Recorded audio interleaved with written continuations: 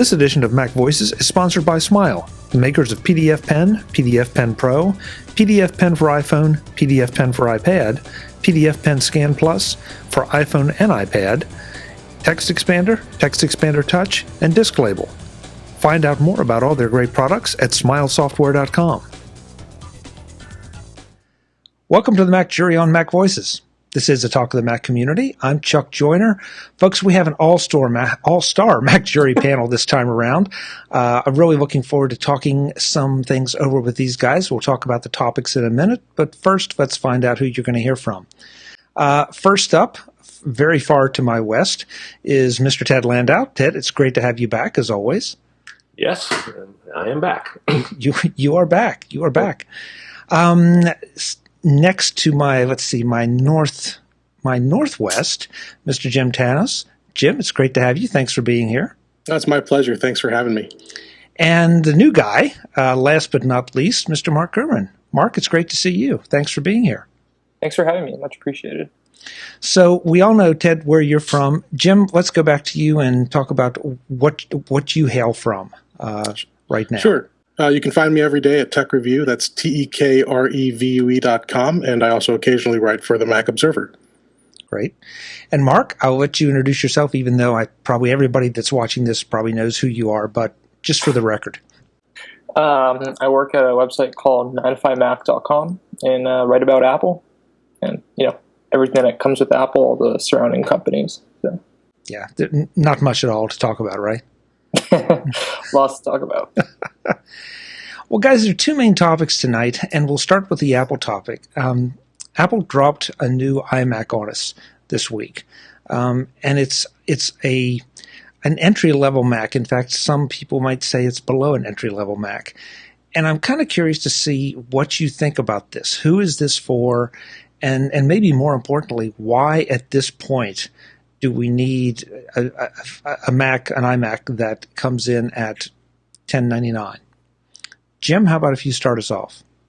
Well, I definitely think that appealing to a lower price demographic is always a good thing, as long as Apple can maintain the quality, and I think they have here. And the other thing is you're looking at it as an entry-level product, and it is, although it's funny you use that term below entry-level. Not that you believe that, but you're quoting some people who are concerned today. We have to remember this is basically the chipset from the entry-level MacBook Air. And most people don't consider that to be below entry level. It's an entry level product, but it's perfectly fast enough for running day-to-day tasks. It's going to run Mavericks and Yosemite just fine. There is some concern about the RAM situation, which I'm sure we'll get into. But if you're the kind of person who's sitting there and you're concerned about the performance of this product, it's not for you. I mean, this isn't something where a professional who needs a lot of horsepower is going to invest in. It's something that somebody who's considering a desktop over a laptop but just doesn't want to go to that $1,300 price point, they can get in and save a few $100s. Now, I think $999 would have been a better psychological price point, but it's Apple. They're going to do what they want to do, and I'm sure some consumers will now have this as an option for them in their budget. Just for the record, I'm really didn't intend to quote anyone when I said below entry level. I guess in my mind, below entry level when it comes to a Mac was the way I'm thinking. Mm-hmm. Mark, how about you? What's your take on this? Sure. I think it's an education play. At the $1099 price point, basically they're shaving off $200 from the formerly entry-level iMac, which was $1299. And in business setups and education setups, these are being bought in bulk. So let's say I or you, we just choosing between an iMac, a $200 difference for one machine, it's not a huge difference. But if a company is buying 20, 30, 40, or 50 of these things, that $200 times the amount of machines really adds up. So it's a really big value saver if you think about it from that perspective. Interesting idea. Ted, the new iMac seems to be pegged as, being a little, well, it is slower. It's got, not as much RAM. I mean, it's got not as much of everything is what it amounts to. Did we need this to satisfy, you think, the analysts? Or do you think this is a genuine play, like Mark said, maybe for the education market? Well, I don't think Apple does anything to satisfy the analysts. So why ever they did it, that isn't the reason. I tend to agree with Mark that I think it'll be a success in markets where they buy large numbers of computers, like education. That, I believe, is at least part of what Apple had in mind when it released it. For the rest, I mean, it's a little bit befuddling to me, I guess, in the sense that it has, as we just talked about, the internals of a MacBook Air. When I'm looking at a desktop Mac, generally speaking, I mean, this is me, I'm looking at something, I'd like to think I'm going to get something that's better than a laptop. That's part of the reason I go to a desktop. Laptops are confined by the small space that they all have to fit in. There's more space to fit things in a desktop, and so I expect the machine to take advantage of that and provide me with some more power, some more memory, and so on, a faster processor. And to see essentially a laptop hardware put into a desktop Mac, especially when you consider that most people don't buy desktop Macs anymore anyway. I think the consistent statistics now are even for Apple is that 75 to 80% of their sales of Macs are laptops. So it's not clear to me exactly who a sort of scaled down iMac with MacBook internals is designed to appeal to. One thing that does occur to me is the sort of the iPhone halo effect crossover that especially with Mac OS 8 and Mavericks coming, not Maverick, with Yosemite coming, that more than ever there's going to be this interplay between iOS devices and Macs with stuff like handoff, continuity, extensions, and so on. And so I think there's going to be more and more of a consideration of getting a Mac by iOS users who currently have PCs as their desktop or laptop computers. And among that market, I think, among the people that have been reluctant to buy Macs for one reason or another, I think that price has always played an important consideration. And I think having a very low level, for Apple anyway, entry-level Mac machine might be enough to convince people who are looking at PCs and looking at the price points, saying, okay, this might be the time that I'll move into a Mac. Interesting point. The 1099, that seems to be, Jim, I think you were the one that said it, or maybe Mark, I'm sorry. 1099 versus 999. Is that Apple just trying to get that one extra little bit of margin for itself, like it always seems to want to do? Well, I mean, if we remember, was it a year and a half, 2 years ago, they had an education market only $999 iMac, 21.5 inch. So they can hit that price point, and the hardware in this machine is not advanced. I mean, it's an ultra low voltage Haswell part. It's nothing expensive, but I think that they might feel constrained by the the MacBook Air lineup, because you've got the 899 11-inch and the 999 13-inch. So if you make this 999, and it's basically, there's a little bit of difference. You got the SSD in the MacBook Air and the hard drive here and the more RAM standard, but you're starting to create an interesting decision that consumers will have to make at a 999 price point, 13-inch Air versus a 21-inch iMac. So that might have played into it. But of course, margins are, I know Ted said that they don't care about analysts. Well, they do care about the stock price, and margins are important. But again, they're not going to sell a ton of these. They might be great for education and business, but as the broader part of their business, this particular Mac is not going to make or break margins for a quarter. Mark? Okay, I agree with that completely. I don't think this is a margin play. I think it just, when Apple releases a series of products, they have multiple iPads, iPhones, and Macs, there's a pricing structure. And the MacBook Air with the same components is $999. So adding the extra $100 on top for the much bigger screen, increased RAM, the included keyboard and mouse and trackpad and whatnot, it makes sense to add another $100 on top. Okay, good point. One of my first reactions, and I think, Jim, you just said it, was that could this be the machine, and I'm not intending to disparage anybody, but for those workers who it's time to buy a new machine, they'd like to go Mac, but it's trying to pony up for one of the more significant iMacs is a bit much when they're just doing pretty simple word processing, email, maybe some web surfing, the typical office tasks. Is this a powerful enough machine to do that, to satisfy some people and still give them this beautiful 21-inch display? I know it's not a 27, but still, it's not a bad display. Well, right now it is for sure. It's again, this is it's a stock low frequency part, but it turbos to I think 2.7. The 8 gigabytes of RAM is fine today. I mean, if you're going to do anything intensive, I'd recommend upgrading, which unfortunately you can't here. But I don't see any issue with productivity tasks and this product. And if you do need a system running OS 10, this is probably a desktop system. This is the best bet for an integrated system. I mean, you could pick up a Mac Mini and a display, but that complicates things a little bit. With this, you get one machine, you put it on the worker's desk, you can deploy them all very quickly. It's a good option for that. Ted, why now?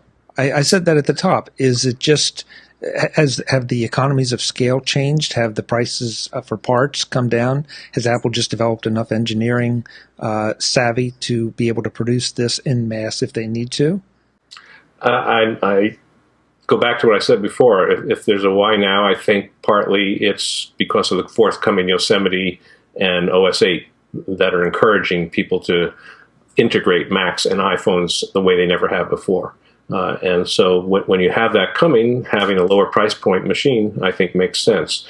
I still, responding to some of the things I've said before, I still have a little trouble figuring out who exactly is the ideal market for this, unless somebody really wants a 21.5-inch screen over a laptop screen. Because when I think, of the market that says, okay, this is a machine for people who do web surfing and email and not a heck of a lot more, and so they don't really need the extra power that a fancier iMac would have. Okay, except I think that most of those people want a laptop. Those are the same people that want to be able to sit in the living room and check their email. Those aren't the people that want to be tied to a desk to do those tasks. So I'm not sure who are the people that prefer a desktop Mac and have very little demand for a machine. I'm not sure who they are. I guess we'll find out. Kids? Teens? Or do they want to? All the teenagers I know prefer laptops, so... If not iPads and things like that. Mm-hmm. Yeah, it's an interesting product at an interesting time to have come out. And of course, we're all geeks, so we look and say, well, I'm going to spend the extra couple $100 and get the bigger, badder, faster machine. But I'm wondering if we're hitting a point where is that the way to sell machines anymore? I mean, because most people. I look around the non-geeks that I know, and they never even approach the limits of their machine, of any machine that they have, whether it's a PC, a Mac, even an iPad most of the time. So, is this a new play into a new area in some fashion, Mark? Oh, I completely agree with Ted's point about iOS 8 and Yosemite integrating further with the Mac, so it's important to make the Mac more accessible, both software and now hardware-wise.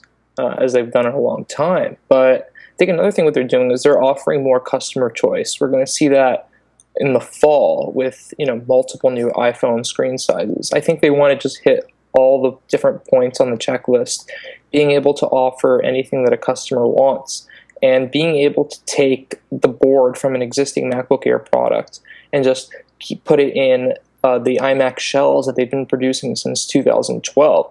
Very good margins on that, and it's a no-brainer, I believe, from an operational standpoint. And I think they're going to make good money off of it. And I do think the college or high school or middle school, elementary school labs where they have rows and rows of these computers and other businesses and centers that have these things, I think it's really designed for those. So I think it's a good play. Are we going to see cannibalization of anything by anything else? No, I don't think so. I think if anything, this indicates that we're going to be seeing a higher end or new line of iMacs in the future anyways. And when Apple moves to Retina displays or new designs, like we saw with the Retina MacBook Pro in 2012, they retain an entry-level non-Retina, non-premium version of that computer with a lower price point. And if Apple's going to move to a really high resolution 4K display and a new design on the iMac range, they're going to have to hike up the price in order to stay at their corporate average for margins. So what they're going to have to do is they're going to have to keep around a lower end model. And to create additional differentiation, they'll have to make it more lower power, just as this new iMac is. So I think that, if anything, this indicates incoming new Retina iMacs or entirely new design rather than cannibalization of another product. Well, that's interesting, Mark. If you don't mind, I'm curious on your thoughts on this, because the timing of this, as we talked about, obviously they wanted to get it out in time for Yosemite and iOS 8, but I'm also curious because it's a Haswell part, and maybe Apple has clearly never been beholden to the latest technology in terms of like cutting edge Intel, but Broadwell is coming out in the next 6 months. I mean, Intel's come out and said that they were going to have it on the market for the holiday shopping season, so October, November. Broadwell would have been a better choice, I think, for a machine like this, better graphics, better performance, because they were stuck using this laptop CPU because they needed Intel HD 5000 graphics, which are not available on the desktop Haswells yet. So what do you think? I mean, do you think they're going to upgrade this to Broadwell? Do you think that Broadwell will relatively soon be the option for a system like this, or are they just going to, like they've done with the Mini, kind of throw this into the market, let that be the entry level, and pay attention more to the higher end models? Yeah, absolutely the latter. They're going to keep this around for a while with the Haswell processor, and they'll stick the Broadwell in the higher end Retina iMacs whenever those come out in the next 6 months or 8 months or so. I think that using these Haswell chips, I mean, I believe that the boards, the internals of these iMacs are literally MacBook Airs hooked into the existing iMac shells, and they really make a boatload of margins by doing that. It's just, economies of scale, lots of operational thinking behind this. So I think, if anything, I mean, they're just making a boatload of money off of this from education sales. And, it's been seen in the past that making money and margins is a huge motivator for decisions Apple makes. As much as some people try to deny that, or some real big fans of the company try to ignore that, the truth is that Apple's about making the high margins, making a lot of money, and I think this is just another step in that direction. I was just going to get back to the price issue that you raised. You said we were geeks, and the $200 price difference may not mean a lot to us. That is true in a way, and I have to keep in perspective how many people out there that aren't like us. I mean, I can look at an iPhone 5C versus 5S, for example, at a $100 price difference and say, wow, to get the fingerprint technology, the better camera, a few other minor doodads that come with it. And I said, for $100, that's like, I expect to keep that phone maybe for 2 years. An average person will keep a phone for 2 years before they replace it. That's like $1 a week to get the better phone. And why not? It's $100. But a lot of, and especially if you can afford the money, if $100 is not something that's going to strain your budget, why not? But a lot of people view it differently, and I think correctly for them. A lot of people look at I don't care about fingerprint technology. I don't care about a better camera. The camera that the 5C has is more than good enough for me, and it's going to save me $100. That's significant for a lot of people. And so while it may not seem a big deal to us, price matters a lot for a lot of people, and that's always why you've always seen articles that said, get a PC instead of a Mac, because even though the Mac might be slightly better, the PC is $200 cheaper, and that's a persuasive argument for a lot of people. There's also the spillover effect that a $1099, in other words, a lower priced Mac, will get people into the store, whether it's the Apple Store or Best Buy or wherever, and then there's the opportunity for them to say, well, this looks good, but and it'll serve my needs, but maybe I'll step up one. Maybe I'll step up two. And so I don't think I think there's an effect there. My only concern is that we start to get too many models, and that the average consumer can start to get a little confused. And maybe I'm not giving the average consumer enough credit, but once in a while I'm in Best Buy and listen to the average consumer, and it gets a little scary at times because of how dependent they are on the salespeople in those stores to be told, what's good, what isn't. Yeah, I don't view Apple's products that way. Maybe I'm biased because I'm so imbued in the Apple community, but I still view them as all iMacs of gradated components. If you want a faster processor, get this one. If you want a larger screen, get that one. But you're still getting basically the same machine, as opposed to someone like Samsung that comes out with 16 different tablets that all have different serial model numbers, and it isn't clear whether one is why. Some of them might be exactly the same price, and it isn't clear why you want to prefer one over the other or what the differences are or anything like that. I think it's the multiple models in other companies is a totally different ballgame than what Apple does. So I guess it'll be interesting. The stock didn't move much when this announcement was made, so I think there's a wait-and-see attitude out there. But at least it wasn't viewed negatively as chewing up or cannibalizing anything. So it may be a good time, and this would be just about the right time to release something to get it into the education market for next year. So, Mark, absolutely, yeah. Your point was well taken there. Thanks. Mark, just to follow up on that, though, I'm curious. Schools with iMacs versus schools with iPads? The iPad seems to be the big push and the hot, sexy thing in the education market right now. Do you think that is it a way to get people to go back to a Mac and maybe get a few more capabilities?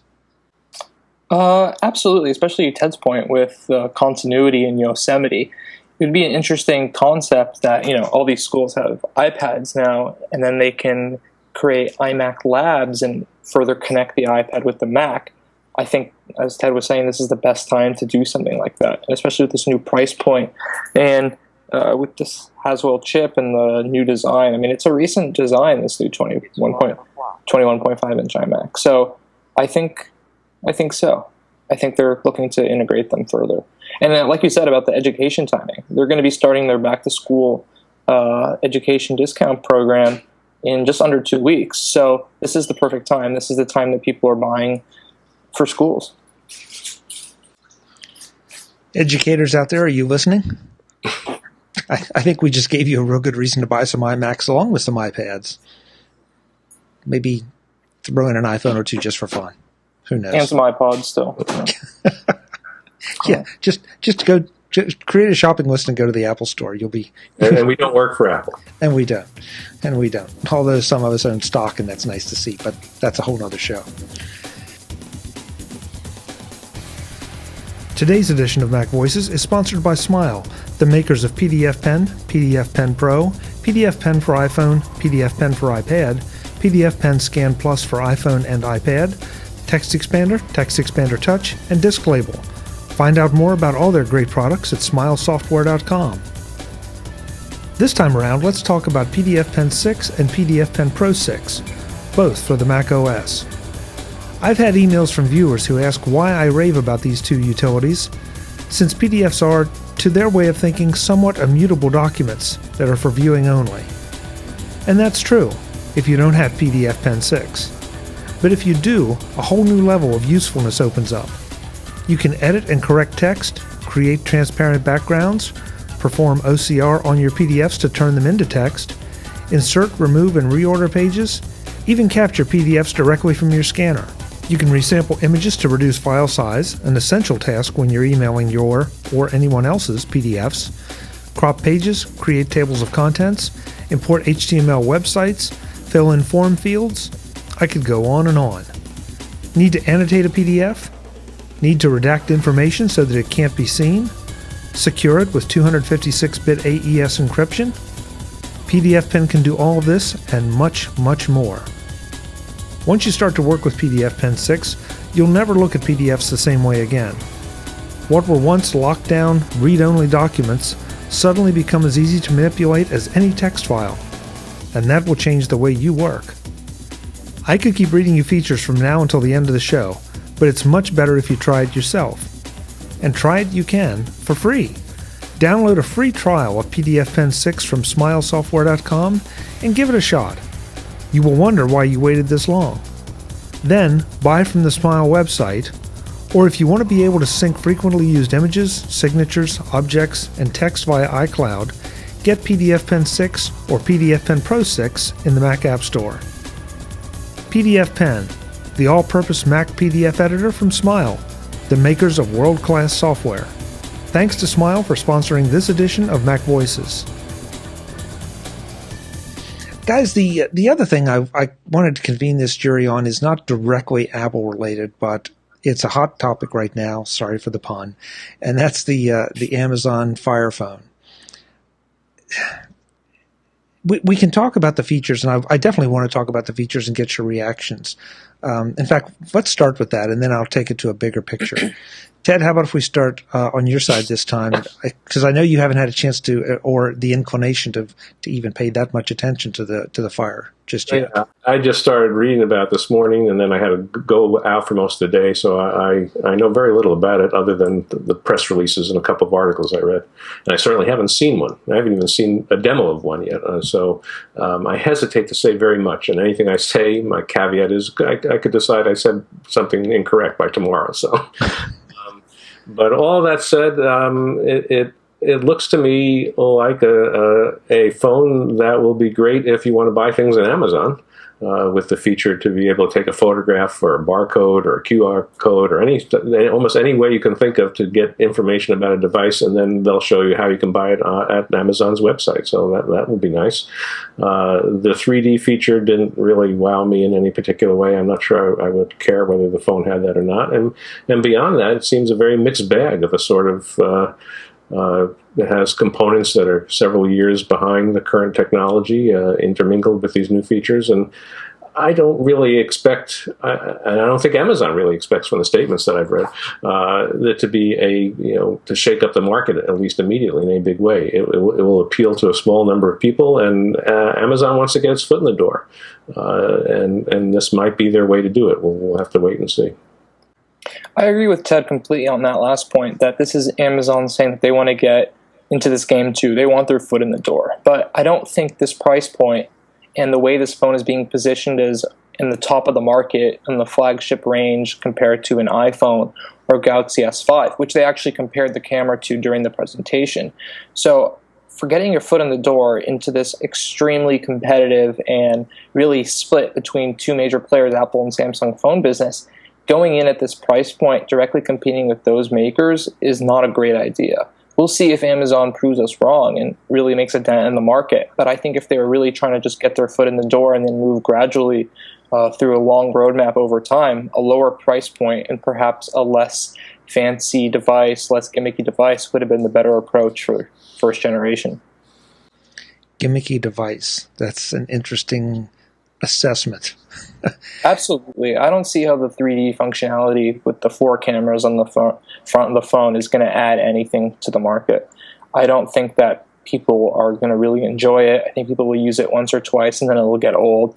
Just for me, the parallax effect in iOS 7, for when you move the phone around on the iPhone, the icons move around. I mean, personally, I have that off. It kind of gives me a little bit of a headache. So I don't think that people are really going to make use of it. It doesn't seem to add anything cool or useful in terms of functionality. Well, you see Apple, they're adding cool technologies lately that are actually useful. But this is not very useful in my opinion. And even developers that I've spoken to from major development firms, and you can see that there seems to be a lack of apps from major developers like there are on Samsung and iOS on this new Amazon phone. A lot of them are been put off by this 3D feature. They don't think it's even worth making applications for this phone because they don't think it's going to really catch on in the market. Jim?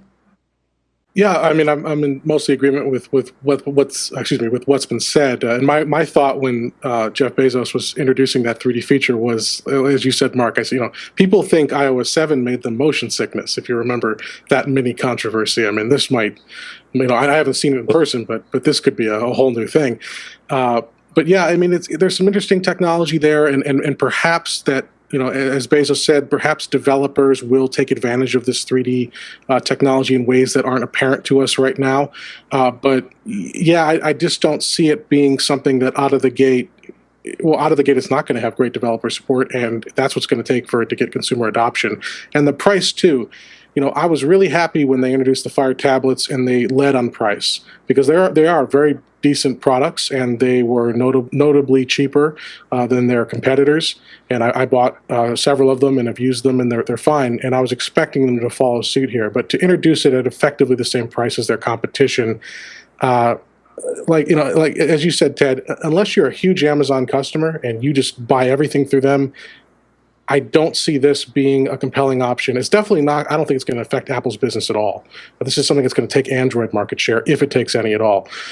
So, that's. I hope they succeed. I always want more competition. I always want more ideas in the marketplace. But I don't see this phone at this price, doing anything significant. Could you just explain more about the idea of you buying several of those Fire tablets? I assume you don't need several of them yourself. Well, what I mean is, so I do buy a lot of products just for the website because I like to experiment with them. But what I meant was I bought the first generation Fire, and then I bought the HDX last year, and then I bought the 7-inch, and then I bought the 10-inch. And I've given them as gifts, and my son uses one, and it's that's what I mean. I don't just sit here, cuddling a bunch of Amazon tablets at night to go to sleep. So that was sort of the picture I had at first. I'm glad you cleared that up. Yeah. If that was your picture, Ted, I'm really glad you cleared it up. I don't know. I think the point about this being a device to buy things from Amazon, that's great. I buy a lot of things from Amazon. It's not going to make me change. The camera fascinates me. It seems to be that's now becoming a big differentiator. And at some point, do you really need that camera?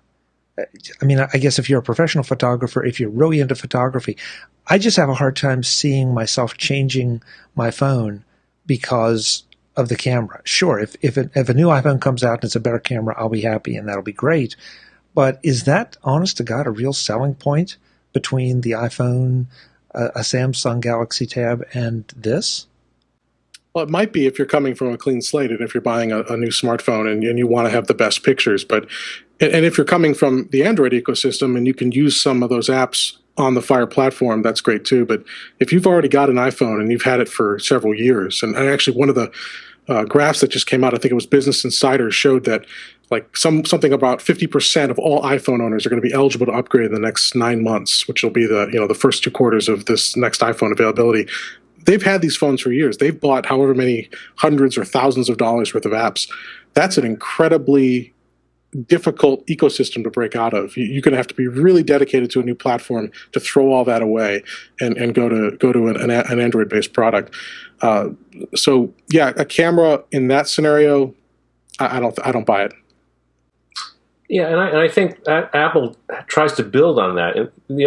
iPhones, or smartphones, I guess as you're saying in general, are a different animal from desktop and laptops computers because of their price factor, especially when you get the discounted price for locking into a 2-year contract. So you can get a new iPhone 5C for $100. You can get some phones for free, essentially. When you're eligible for a new phone, it makes it very easy to switch from one platform to another. You're not deciding, should I spend $2,000 on a new fancy desktop Mac or something like that. So to prevent that sort of switching, one thing that the manufacturer, I think, wants to do is lock you into their ecosystem and make it so that it's either unattractive or undesirable or both to switch to a different smartphone, even though it would cost you next to nothing to do it when your upgrade price rolls around.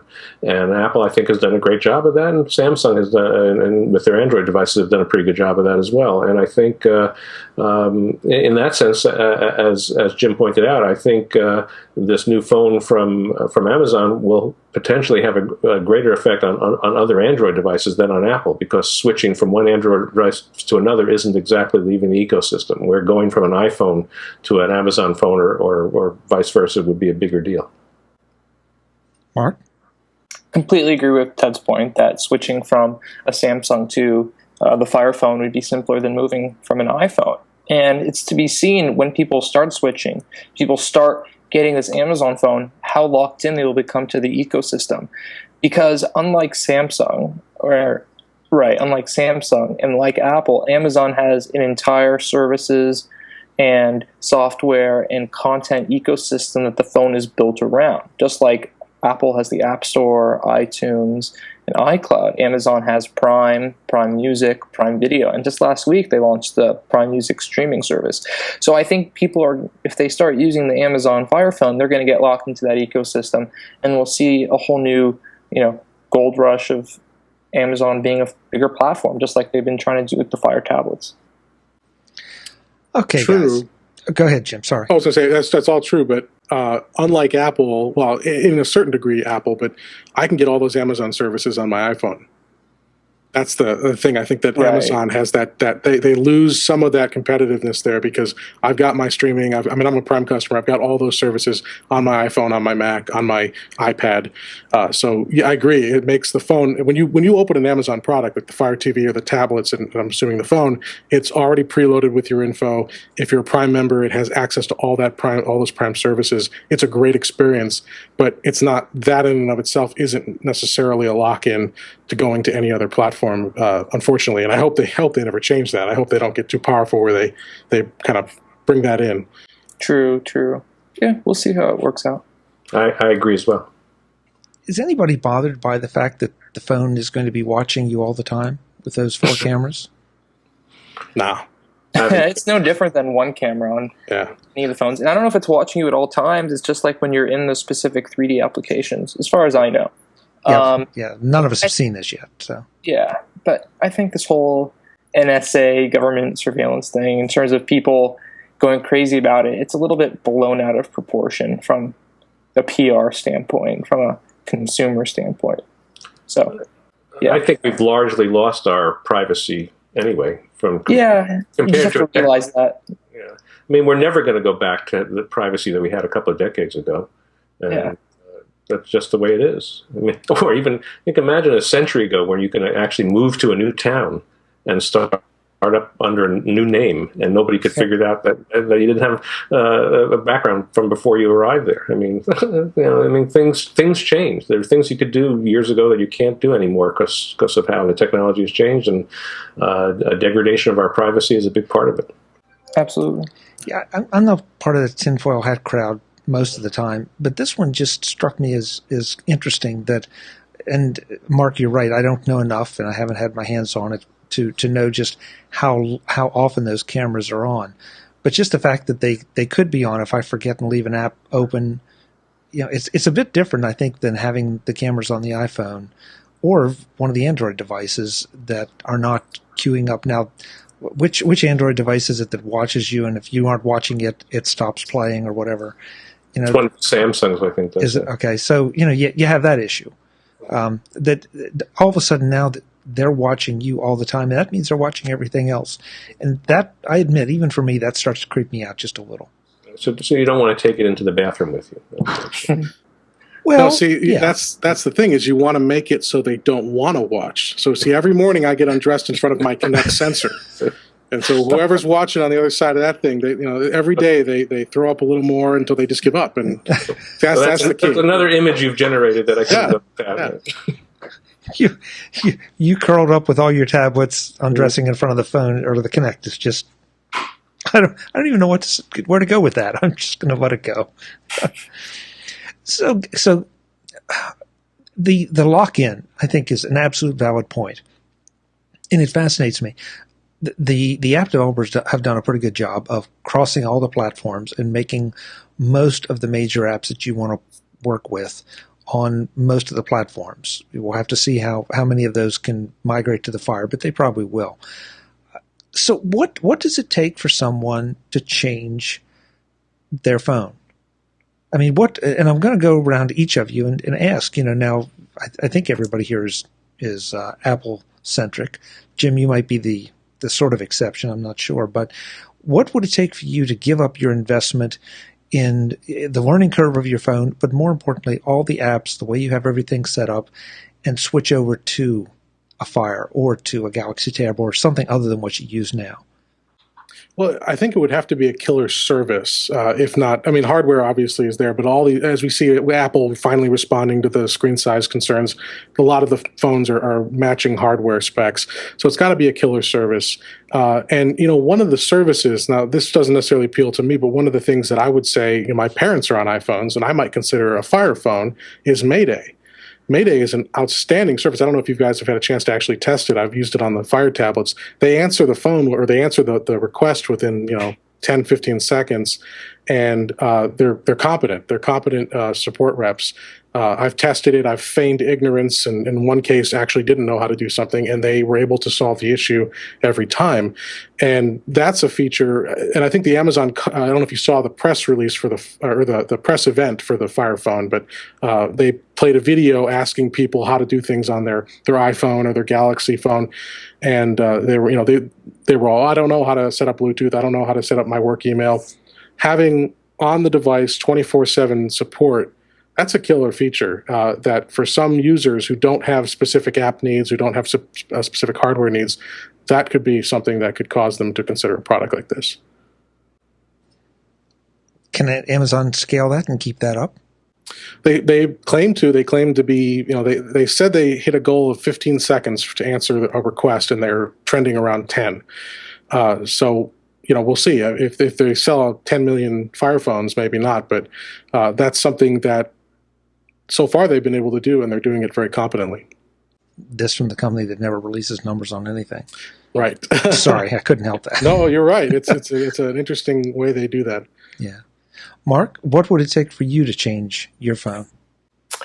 I don't know. I mean, I've tried moving to other phones before, but the thing that keeps bringing me back to the iPhone lately in the past couple of years is having all my information within their services, all my content. And I think the content and iCloud is really pretty much a lock-in. Also, the applications from the App Store are also far better, more intuitive. The phone always, to me, feels more reliable, smoother.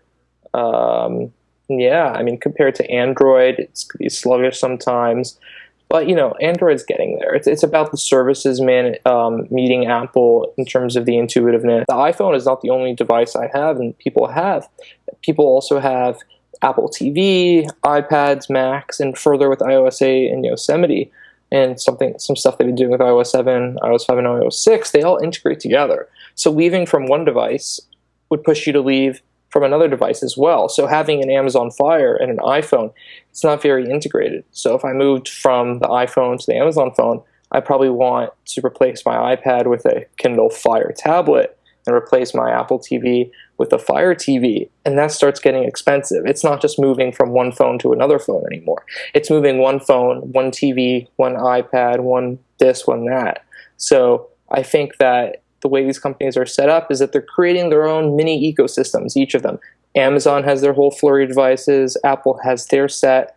Google has their set. Samsung's going to have their, trio of devices. So I think that whatever ecosystem you're in is just going to be built from that. It's just easiest and most cost effective to just continue where you are unless you want to make the whole change.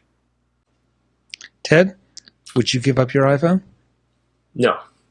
I'd give you two answers. One answer is it's practically impossible for me, honestly, to conceive of how I would give up on Apple because of the long commitment. I bought my first Mac in 1984, and I have stuck with Apple ever since, largely because most of the time I thought they had the best products, and I still believe that they did, and I believe the iPad, for instance, is still the best tablet for me anyway that I could get, and I have no desire to switch to another one.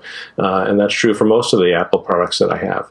And as a result of having stuck with them for so long, I am locked into the ecosystem, as Mark said, and it would be very hard for me to leave for that reason as well, because it would produce a cascade of effects where I'd want to get different hardware all down the line. And I'm quite content with the way it is. It's not like I am bemoaning the fact that I have all those Apple products and I hate them. What am I supposed to do? That's not the case at all. I really am quite pleased with it. And so even if there was a marginal improvement in somewhere, like suppose I really wanted a phone that had a larger screen than the iPhone's current screen, and I didn't think they were coming out with larger screens. That would be enough to make me feel a little regretful, maybe, that I can't get a larger screen, but I wouldn't suddenly turn around and say that's enough to get me to quit iPhones and move to a different platform. The only thing that I can imagine, and I guess this gets to the second answer now, the only thing that I can imagine that would get me to change would be a sort of building of things that another platform had that I increasingly saw as desirable that Apple couldn't match. So if I said, well, gee, that Samsung phone can do X, Y, and Z, and I would really find that useful, and I can't do that with my iPhone. And then next year it's X, Y, Z, and A, B, and C, and this this difference keeps growing to the point where there are just these things that I am demand that I be able to do, and I can't do them on my iPhone, so I'm going to have to switch to Samsung to get them. The trouble is, I can't imagine that ever happening, because if there were things that were that compelling that would convince me to do that, Apple would add them to the iPhone. And it's hard for me to imagine that Apple would let a competitor have that big an advantage for any length of time. So I basically come back, I guess, to decision one, which is I don't plan on ever leaving. Yeah, I'm kind of there too. And I think, Ted, you're right. I think that we talk about all these other companies and how they're pushing forward, but Apple doesn't sit still. Yeah. And to Mark's statement about, I still love that. I want to use that, Mark. The gimmicky stuff. It does feel that way. It feels like, okay, maybe there are some three-dimensional interfaces that have some possibilities. From what I've seen and read of this one, this doesn't strike me as it. No. I don't think it's going to make a big impact. No. For anybody here, do the Prime services well, first of all, let's get it on the table. I'm an Amazon Prime member. Who else is? I just joined this year. And I've been a member since almost the beginning of the program. Mark? No, I don't have an Amazon Prime subscription. Okay. So I have it for the second day shipping. Yeah. That's why I bought it. The video thing is nice. I think I've used it twice, but it's not a big driver. The music thing is, well, so what? They've got 1 million songs, but if they don't have any that I want to listen to, who cares? Yeah. So I haven't seen a compelling Prime service that would make me say, wow, this is a deal breaker, or this is a huge incentive for the phone. And I'm curious to see if anybody here does. Ted, Jim? Well, I like all the services. I think Prime Video, I don't know when the last time you used it was, Chuck, but it's gotten a lot better. They've added a lot more content over the last year or so. It's pretty good. The new music service is good too, although that means I've now subscribed to Beats, iTunes Radio, Pandora, Spotify. So, I'm not hurting for music. The lending library for Kindle is good. I'm a big Kindle customer, and that's a really nice feature where you can get a book for free every month and read it on your Kindle. But they're all great. But I go back to my point I made earlier. I can get them on my iPhone right now. I don't need to buy any Amazon products to use any of those services. Well, except the Kindle lending library.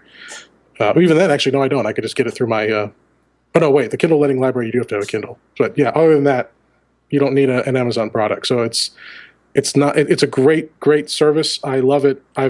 They've lost money on me from shipping alone every year, but it's not something that I see most people saying that's going to be the deal breaker. Although you do get a year free when you buy the Fire Phone, which is I think $110 value, whatever the cost of it is now. So that could be something, but yeah, it's not going to drive a lot of people. Interesting. The Fire Phone as a loss leader that you pay for to get you into Amazon Prime.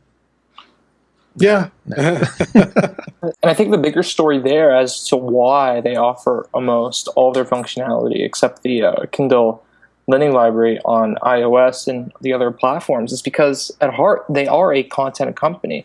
They sell this cool hardware to try to grow their content business and get more content sales and more Prime subscriptions.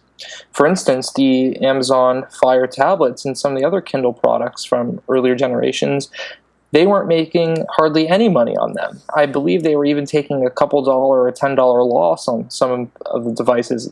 That's Kindle Fire first generation, I believe. This Kindle phone is representing the first time where they're shipping a product at $650 and a $200 subsidy price, that they're actually taking a new route to make money on the hardware. So I think it shows a changing dynamic about what Amazon is trying to do and what their long-term vision is. They're moving out of content into hardware, and this phone is the first piece of Amazon hardware indicating that so far. Yeah, I joined Prime, actually for me as well as my wife, not really to save money exactly, and in some sense I don't think we did, because we were pretty conscientious about going for the free shipping whenever we could. It was rare that we needed something in 2 days, and so we would put together $25, $30, whatever was necessary, and elect to get the free shipping. And so from that point of view, it never made sense for us to go to Amazon Prime. What do we need to spend $100 a year for to get free shipping when we're already getting free shipping, was our attitude. But at some point, I just decided it was worth a try to get the advantage of the 2-day shipping over the longer multiple-day shipping and not have to worry about putting together $25 or more worth of products in order to qualify. And the effect that it has, which I think is wonderful for Amazon, is to make buying something much more of a no-brainer. You just look at it and you just know, you click here and in 2 days it's going to be in your house. And you don't have to think about what the shipping is going to cost, or whether you need to buy another product at the same time to get the free shipping qualified, or whether the shipping's worth it or not, or whether you should go to some other retail store down the block where you could get it without having to pay shipping, because you just know it's going to come and there's going to be no shipping charge. And so I think I'm actually buying more stuff at Amazon as a result of Prime than I did before, which I'm sure is exactly what music to Amazon's ears. And I'm liking it. So I'm probably going to keep using it.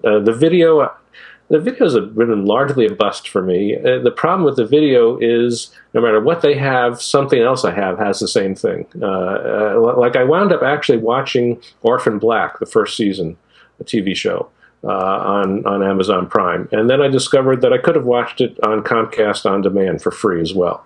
And so I keep looking for what can I watch on Amazon Prime that I have no other way to watch it. There's a few things, but very little. And if I lost it tomorrow, it would be no big deal. I'm with you, Jim. They're losing money on me too, even at $100 a year. It's because I look at something, I think, okay, I need this, and it doesn't have to be electronics. It can be, paper towels or something the equivalent of. And I can decide, okay, I'm going to go after work and get it, or maybe I'll go tomorrow. And if I just click, like Ted said, it's there in 2 days, and I don't have to worry about it. So, well, they've backpedaled a little bit on this, but they used to have a pretty consistent policy where it was free 2 days, but $2.99 or $3.99 overnight as well for Prime members. And I once had an elliptical machine, like the big exercise machine, shipped overnight from Wisconsin to Cincinnati, Ohio for $4. You broke the whole system. Yeah, that's right. That's why they had to raise their price. That was it. After that, they changed the rules. I said, this is insane. There's one in every crowd. Thanks a lot, kid. So now the rest of us have to pay whatever it is, the regular shipping, because you got the elliptical for $4. Hey, you could have done it too. Thanks. And obviously, it really worked out for me. I use it every day, as you can tell. Yeah. Along with cuddling up with your Kindles and your Amazon Fire tablets and all. Mm-hmm. Guys, this has been good. This has been interesting. Hopefully, we've shed a little light into it, or at least made some people think about some things. So, thank you all for serving on this edition of the MacJury. Jim Tanis, good to see you, Jim. Thanks so much. That's my pleasure. Thanks for having me. Mark, it was great to have you join us for the first time. I hope you'll come back often. Absolutely. Thanks for having me. And Ted, it's always a pleasure. Thank you. Thank you very much for having me as well. I enjoyed it. Folks, I'm Chuck Joyner, and this is the MacJury on MacVoices. We'll be back again with more soon. Thanks for watching.